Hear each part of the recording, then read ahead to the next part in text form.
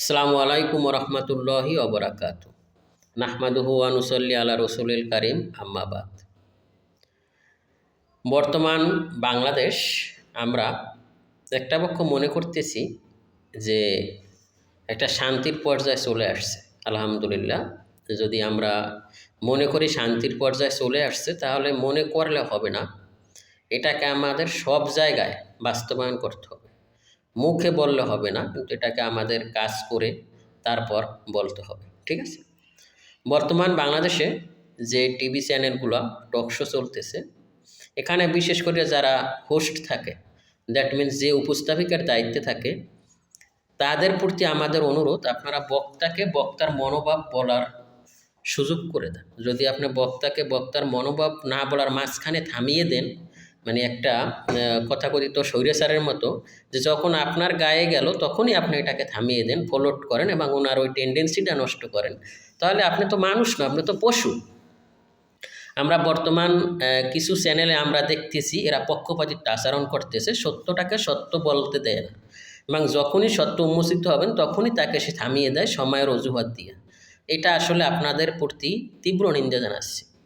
দ্বিতীয় কথা, মহান মুক্তিযুদ্ধ 1972 সালে, আসলে আমাদের এটা আমরা জানি যারা ইতিহাস নিয়ে ঘাটাঘাটি করছি, যে 1948 সালের যে বাংলাদেশ স্বাধীন বাংলাদেশের প্রথম যে একটা সংগঠন, সাংস্কৃতিক সংগঠন তমদ্দুন মজলিস, ওখান থেকে শুরু করে একবারে সবগুলোই তো এগুলোর পর্ব ছিল।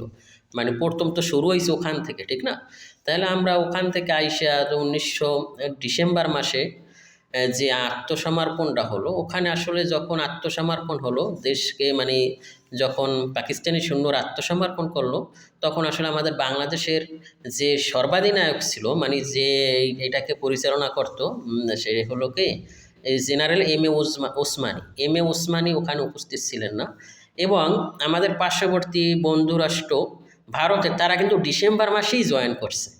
বুঝলেন, এখানে একটা ফলোট আছে। কিন্তু তারা কিন্তু ডিসেম্বর মাসের এই বিজয়ের আগ মুহূর্তে তারা, মানে একটা কি বলে, যে এটাকে আমাদের দেশি ভাষায় কি যেন বলে, যে একটা ক্রেডিট নেওয়ার জন্য তারা কিন্তু, আমরা জয়ের দ্বার প্রান্তে তখনই তারা এসে একটা মানে একটু ক্রেডিট নিয়ে তাদের কাছে কেন আত্মসমর্পণ করলো। আমাদের এই সৈন্যবাহিনীরা কোথায়? আমাদের জেনারেল এম এ ওসমানী এবং আরও অনেকে ছিল, আসলে নামটা আমার মনে নাই। তাহলে তারা ওখানে উপস্থিত ছিল না কেন? ওই অরোরার কাছে আত্মসমর্পণ করলো, নাম্বার 1। 2 নাম্বার কথা হলো, মহান স্বাধীনতা দিবসের প্রকৃত সত্যটা কি আদৌ আমরা জানি? বর্তমান সরকারের যে প্রধান আছেন, এবং ফেব্রুয়ারিতে যে আমাদের সুষ্ঠু নির্বাচন হবে, ওখানে যারাই আসেন, XYZ যারাই আসেন, আপনাদের পায়ে ধরে ক্ষমা চাচ্ছি এবং পায়ে ধরে বলছি, বেয়াদবি বলে মাফ করেন। আসলে স্বাধীনতার প্রকৃত সত্যটা আমরা জানতে চাই। যেমন আমার বয়স কত এখন, 28 বছর বা 28 বছর কাছাকাছি। আমি আসলে জানতে চাই, এখনও স্বাধীনতা হয়েছে 1971 সালে। আমরা মনে করি আসলে প্রকৃত স্বাধীনতা আমাদের 1971 সালে ছিল না, কারণ 1971 সালে ভারতের প্রায় 2 লাখের মতো সৈন্যবাহিনী বা এরকম, তারা কিন্তু আমাদের এই দেশে রাজত্ব করছে। এটা মূলত 1972 সালের মাঝামাঝি সময় আমাদের দেশ স্বাধীন হয়েছে। ওটা বিষয়ে পরে এত বেশি আসলে আমি ছোটো মানুষ বলতে চাই না। তা আমি মেন যে ফ্লোরটা জানতে চাচ্ছি, আমি ওই সময় তো আমরা ছিলাম না, আমার বয়স কেবল 30ও হয় নাই, এখনও কিন্তু বেঁচে আছে। দ্যাট মিনস 1971 সালে যদি দেশ স্বাধীন হয়, 1971 সালের 16ই ডিসেম্বর আমাদের বাংলাদেশের যে আমরা পালন করি বিজয় দিবসটা, 16ই ডিসেম্বর, যেমন বিজয়ের মাসে আমি এখন কথা বলতেছি আপনাদের সাথে। তাহলে এই 16ই ডিসেম্বর আসলে, মানে এই মুক্তিযুদ্ধের প্রকৃত বিষয়টা কি? এখানে কি কোনো কাউকে কি হে প্রতিপন্ন করা হচ্ছে? আর কি কেউ কি বিশ্বাসঘাতকতা করে নাই? মুক্তিযুদ্ধে আসলে প্রকৃত ঘটনাটা কী ছিল? এটা এখনও জানা সম্ভব। বই পুস্তকে হয়তোবা এখানে ক্ষমতার পালা বদলে তারা এরকম কিছু জিনিস বিলীন হয়ে গেছে। কিন্তু এখনও কিন্তু অনেক মুক্তিযোদ্ধা বা যারা সশরীরে যুদ্ধ করছে, এরা কিন্তু এখনও বেঁচে আছে কিছু, কিছু লোক। দ্যাট মিনস আপনি মনে করেন স্বাধীনতার 54 বছর, আর ওখানে যারা কত 20 বছর, 22 বছর, 25 বছর, 30 বছর, তাহলে 30 বছর হলেও তার 80+। যেমন আমাদের প্রফেসর ডক্টর ইউনূস, তার উপরে 80+ বয়স। তাহলে এরকম কিন্তু যারা প্রকৃত যোদ্ধা ছিল, তারা কিন্তু বেঁচে আছে। তাদের কাছ থেকে এখনও মোটিভটা আমরা কিন্তু আদায় করতে পারি। তাদের সশরীরে সাক্ষ্য গ্রহণের মাধ্যমে এই যারা অনেক লোক মানে এখনো তারা নাম মানে নিজের লুকাই আছে বা নিজের বড় করতে চায় না বা এরকম যুদ্ধ করছে, এটা তারা জিহাদি, যেহেতু মুসলিম তারা জিহাদ হিসাবে এটারে বলতে চায় না যে দেশের জন্য যা করছে এরকম। কিন্তু আসলে কারা ছিল এরকম, তাদেরকে এখনো বাংলাদেশে খুঁজে আপনি অনেক লোক পাবেন, তাদেরকে খুঁজে সবাই একটা মতামতের ভিত্তিতে একটা দলিল হইলে ওখানে আসলে সত্যটা বের হবে, যে প্রকৃত দোষী, যে কে অপরাধী। আমরা জানি সত্যকে মিথ্যাকে সত্যর ভিতর লুকানো যাবে না, যেমন আবার সত্যকে মিথ্যার ভিতরও এই মিক্স করা যাবে না, যেটা সত্য সেটা সত্য, যেটা সত্য সেটা মিথ্যা। কিন্তু আমরা কি এখন বর্তমান বাংলাদেশে কি মিথ্যাটাকে সত্য মনে করতেছি? সাপোজ মনে করেন আমি একটা সন্ত্রাস বা আমি খুব খারাপ লোক, আমি একটা সময় যদি খারাপ থাকি তাহলে ওই খারাপটা কিন্তু আমার চেঞ্জ হবে না, তাহলে আমি তখনও তো খারাপ কাজ করবো, ঠিক না?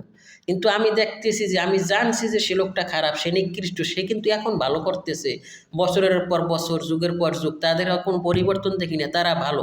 তাহলে প্রকৃতপক্ষে কি তারা অপরাধী ছিল, না তাদেরকে অপরাধী বানানো হয়েছে?